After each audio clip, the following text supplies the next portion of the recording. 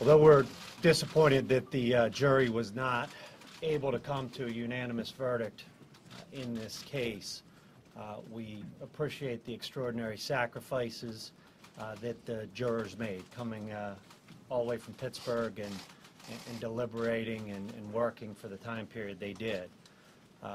This has been a long process to get to this point.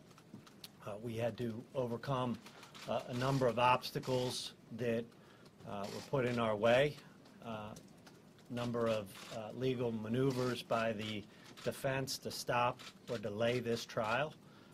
We got to try our case, and we got to be in a position where Andrea Constant and our other prior bad acts witness could testify in a court of law as to the facts of what happened to them.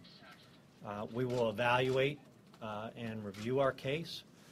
We will take a hard look at everything involved, and then we will retry it.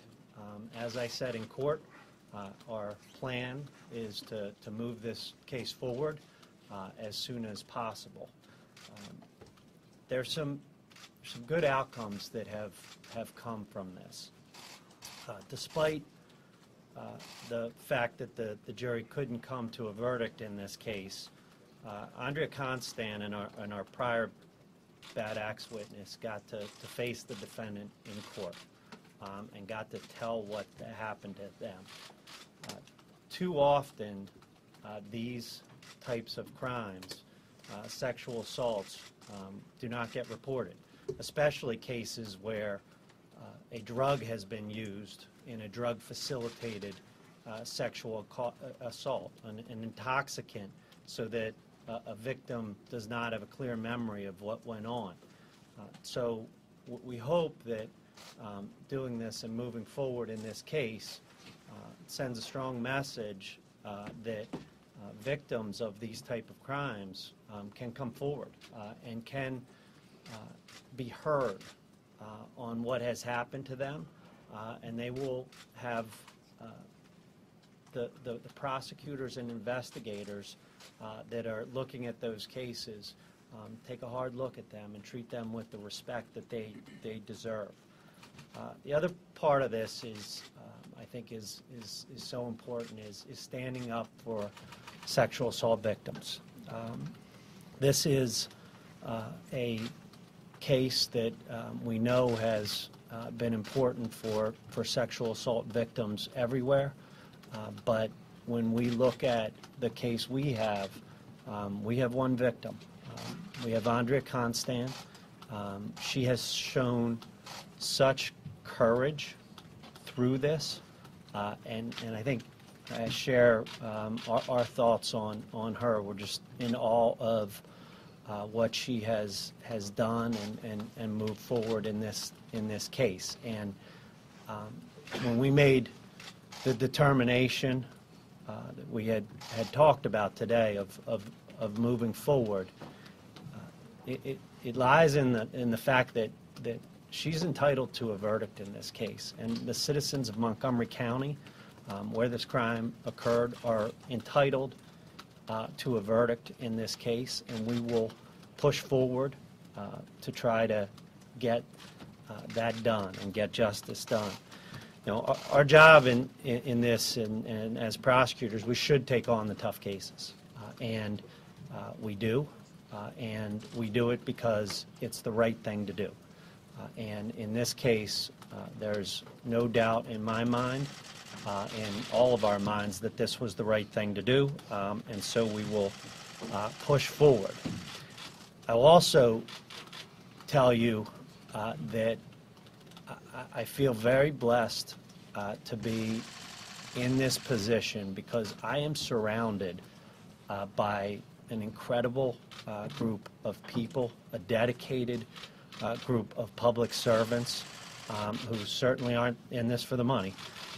They are committed to doing what's right, and I want to start with the two folks that are flanking me.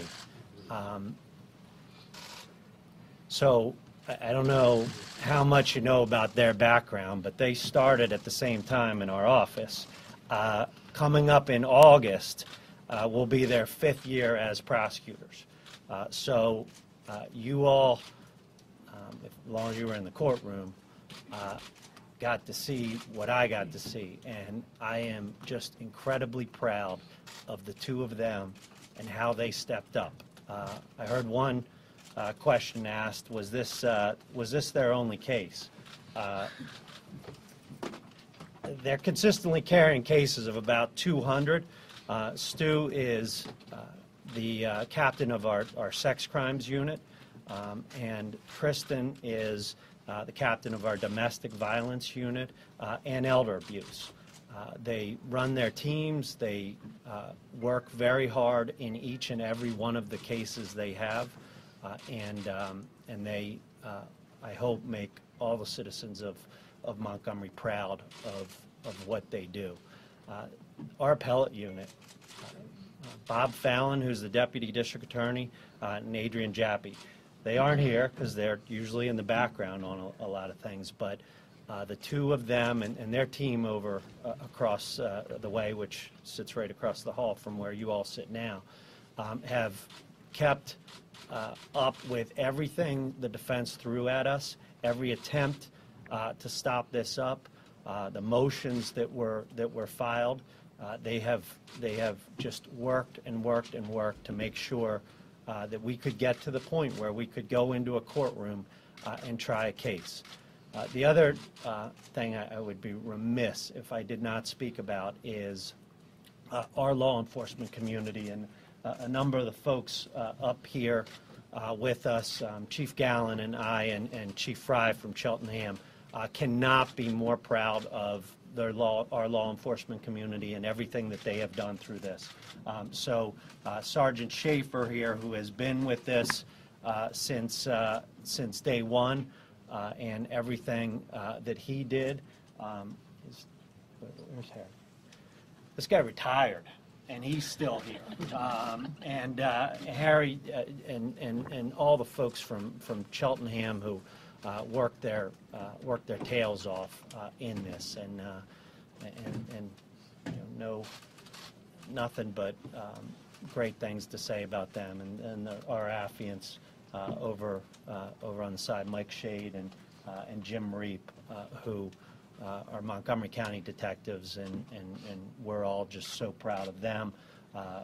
Deputy Chief Steele behind Jim Reap, who had to manage a lot of the work that the team did, and again, our Chief Gallen and I can't be more proud of all of them. I also would be remiss if I didn't thank the Attorney General's office for the help that they provided us in Pittsburgh when we were out there selecting the jury, and the Allegheny County District Attorney's office, who helped us in every way they could and opened up their doors to us and worked with us, and are just, you know, just show how law enforcement works together and the team approach that we attack all these issues with. So at this point, I'll take a few questions, but I'll preface before I take these questions, we're retrying a case here. So there's things that I will not be able to get into, and hopefully I can answer a few of your questions. Laura? What will you do differently next time, if anything? Will you seek to get even more prior bad acts witnesses in? Well, we have to reevaluate the case, and that's going to be part of the process now, and we do that in most cases. You know, when we're finished a case, we take a hard look at things, see if there's things that we can improve upon. We felt really good about this case. We felt good about it on Friday when we closed our evidence, and we felt good about it on Monday when we closed. So, you know, there's always tweaks, and we can always do things better. So that'll be a self-assessment that we'll go through. Jim? Can you explain what goes into the timeline of setting a new trial date? So the judge made some indications in court that he was looking to put this on within the next 120 days. What I expect in the near future is we'll set a pretrial conference where we'll meet with the judge and get a timeline of what we're going to do. Legally, I think we have 365 days to try the case, but we're going to push it along. As I indicated before, this is a case where the victim and our community is entitled to a verdict, and we're going to work very hard to get to that. Carl, you got something, or are you just taping there? Peg? I'll get you in a minute. So Peg? essentially you're saying no regrets and we'll do it again. We're going to retry the case. I said it in court. There was no pause or hesitation about that, and we're moving forward. Any changes to the jury, any indication how many holdouts there was? I'll try to do, let me go this way. Yes, ma'am. What failed and why so long? I don't look at this as anything other than a jury that deliberated a long period of time. We are confident in the case that we put on, and we hope that we will be in a position where a jury will come to a unanimous verdict next time around. Yes, sir. How many holdouts there were? Any idea where the jury was? You know as much as us about that, and the court indicated that, I believe. We have no indication of where anybody was on the case, and I don't know that we will ever really know. We have to assess what we have done in the case, and we will push it forward. Will you change jury selection in the new trial? We have to evaluate each of these things. I mean, jury selection is a panel comes in, they're randomly selected for that panel, and then you choose people that you believe can follow the law, that can look at this in an impartial way, and not bring any bias or sympathy to this, and that's what we'll strive to do next time. Yes, ma'am. How's Andrea Constant doing? What was her reaction? Does she have it in her to do this again? I mentioned before how courageous she is, and I can't emphasize that enough. She is a positive person. She has kept all of us going through a number of days when we were waiting for a jury to come back. Last deadlock jury I had was 92 or 93, so I'm not used to this. And she has been positive in every way and continues to be, and she has indicated she will continue to cooperate with us, and I look forward to her getting a verdict in the case. Yes, sir. Will you be selecting a different judge for the retrial? We don't select the judge. This is a judge who has been assigned to it, Judge O'Neill. He is the criminal administrative judge for the case, and I expect that he will be our judge. He's the one that indicated in court that he wants to put this on in the next 120 days. So we anticipate that going forward. Yes, sir. If the next trial is likely going to be 2018, that's another year from the point of when the incident occurred. Is that distance from the time that it occurred? Does that make it more difficult to prove the extra year? Well, I think one of the challenges that we face in this type of case is the time period that has gone on. So that's just a reality of where the posture of this case stands. But it doesn't affect the evidence, and I hope that if you sat through the court and the proceedings, you saw how powerful that evidence is, and we have items of evidence that we put up in court that I think keep us very confident in getting to the right result. Yes, ma'am. Camille Cosby put out a statement describing you. I'm not going to talk about Camille Cosby and whatever. Sir, do you think the publicity of this case could potentially taint a new jury? And what is it that you think may have gone wrong that at least one juror did not buy your case? I can't comment on how the jury was not able to come to a conclusion, and you all who were in court, again, saw the same things I do. I have no indications one way or another. You heard all the same questions that we heard, so I have no insight to provide on that other than the case that we put together. Yes, sir. Are you concerned about the follow-up, sir? Are you concerned about the public? Go ahead. Has Constance told you with confidence that she is definitely willing to go at this again, to do it again? As I said, she is just a very courageous person, and indicated that she's going to cooperate with us moving forward. So, no, there's no doubt in my mind on that. Yes, sir. Just thanks for taking the time. I work for an African-American radio station. There were a lot of people in the African-American community out protesting today, and they criticized your case as taking a case against Bill Cosby because he wanted to make a political point, that they didn't feel that the evidence was there. How do you respond to people who say that you're going to be trying a man a second time? If you couldn't get a conviction the first time, why do it a second time? Wanted to give you a chance to... Sure.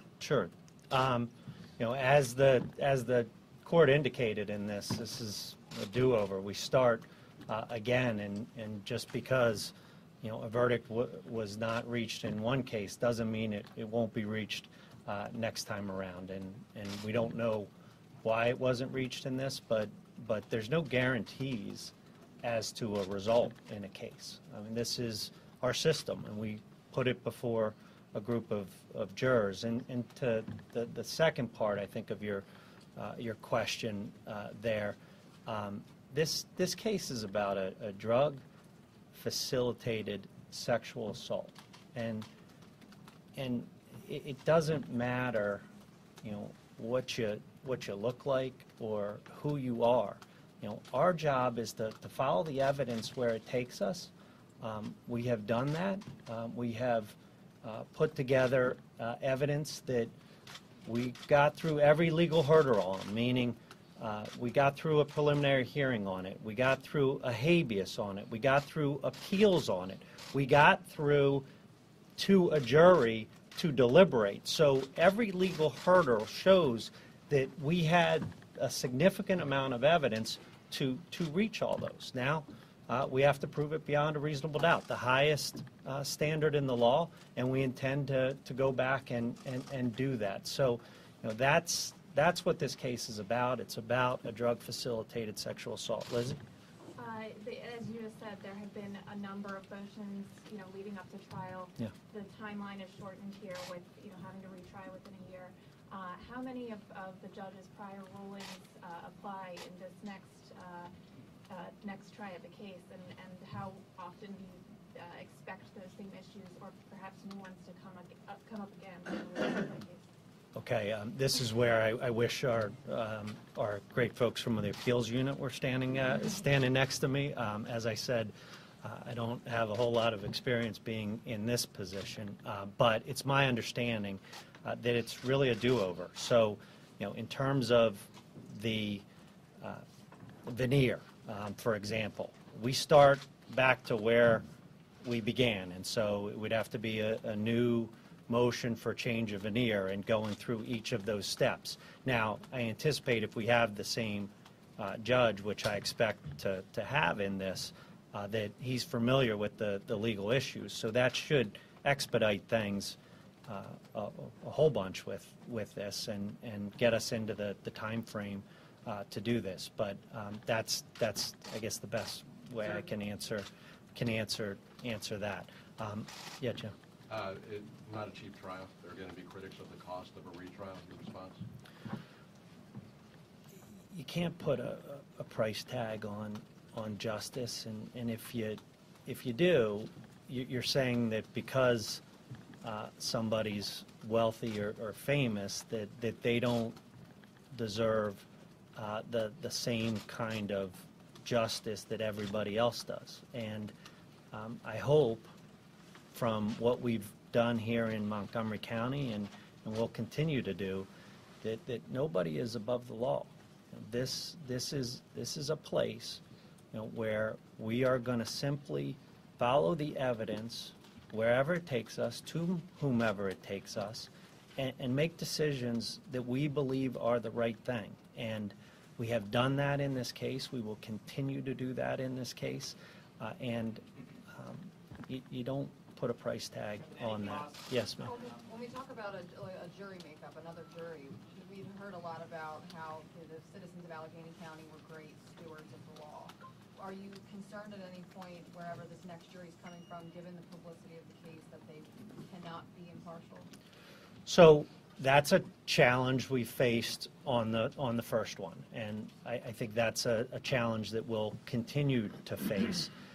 And the analysis is not necessarily that somebody doesn't know anything about the case. It's simply that they can put aside whatever they know and then evaluate the case based upon what they hear in the trial. So that's the standard that we operate on. And for those I know many of you made it out to jury selection. That's the questions that were asked again and again with this. And hopefully, everybody will be honest with us about that, and will be able to follow the law. And that's the analysis that both sides during a jury selection have to go through and decide on. Yes, ma'am. The jury had an awful lot of questions in the last 52 hours. Do you think that it was presented in a way that they just could not retain the facts of the case?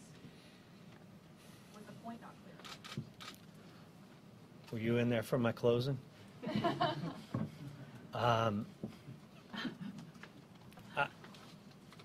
I thought it was clear how we lined it out, and I don't know. I don't know anything about what happened in that deliberation room, so I can't give you any insight other than what you saw with that too. Can you just clarify the timeline? Did the judge set a date within 120 days, or the trial happens?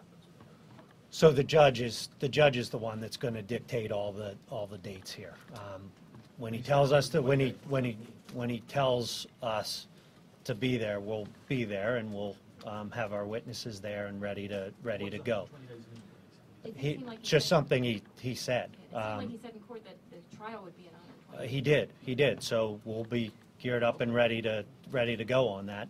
There's always things that could happen with that, though, in terms of defense motions or other things that may occur, and I can't anticipate what they are going to be, but for us, we're going to continue to try to move the case forward. Yes, sir. Would you be considering the same charges, or would you consider a lesser charge? The charges are what they are, and we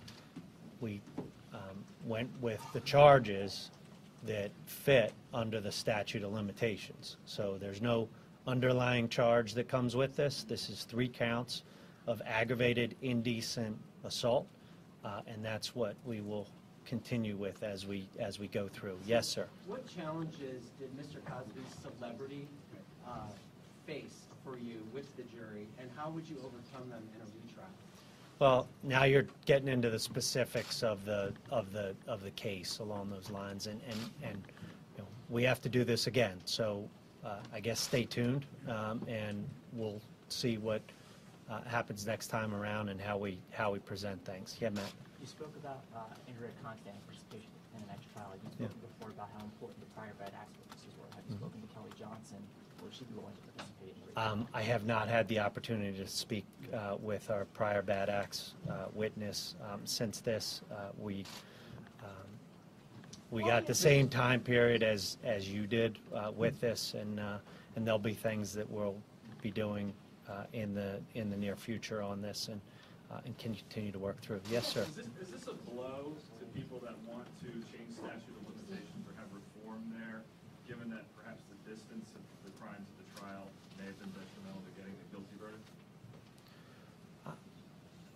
I think in any case that comes forward, and no matter the time period that it comes forward in, it's always an evaluation of what evidence that you have in the case, and and that is not going to matter, in terms of whether this is something that happened right away or happened a number of years ago. It's still an evaluation of the evidence. So, statute of limitations is a confine that we we operate under, and whether it's extended or not extended, it still is the evidence in the case that you have to proceed on. Kevin, Yes, can you ma'am. explain why you feel so strongly about why you want to retry this case? I can only tell you that we put together a case. We followed the evidence where it took us. We presented it in court. When we finished and closed our case last Friday, we were very confident in where we were. We were very confident after our closing arguments. So that's where the case stands, and that's why we didn't have any hesitation to indicate, immediately that we are moving forward to try the case. Did you have, yes, sir? I just was curious, how did you do in '92 when you had your only other deadlock case the second time? I retried it and got a guilty verdict. If it's the Yes, same ma'am. judge, what makes you think that you'll have more success next time, since admitting more of the alleged victims seems to be your best bet? Well,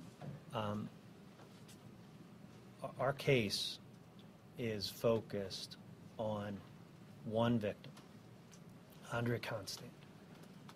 Our case is focused on the evidence that we have to corroborate what she has indicated happened. So, that's where we start and that's where we finish the case, and we'll continue to do so.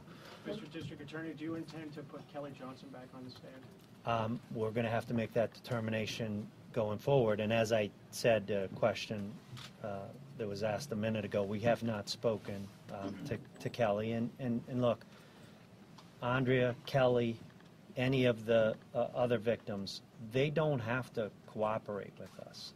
That is their choice, and we wouldn't force anybody into that.